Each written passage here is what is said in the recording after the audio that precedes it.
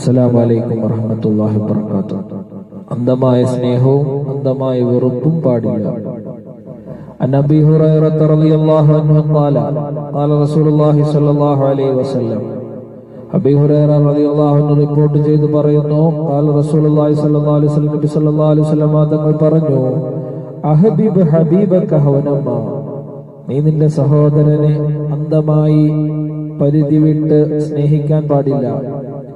അസാ അൻ യകൂന യഗിലക യൗമമ്മ, എന്തെങ്കിലും ഒരു ദിവസം അവൻ നിന്നെ വെറുക്കുന്നവനായേക്കാം.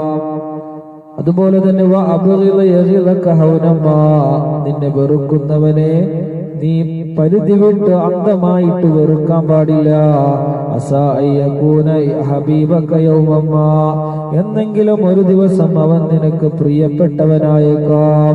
അതുകൊണ്ട് ഒരാളെ പരിധി വിട്ട് എന്ത് ചെയ്യാൻ പാടില്ല, സ്നേഹിക്കാൻ പാടില്ല.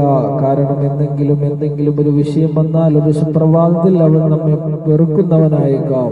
അതുപോലെ തന്നെയാണ് തിരിച്ച് നമ്മെ വെറുക്കുന്നവനെ നമ്മൾ പരിധി വിട്ട് വെറുക്കാനും പാടില്ല.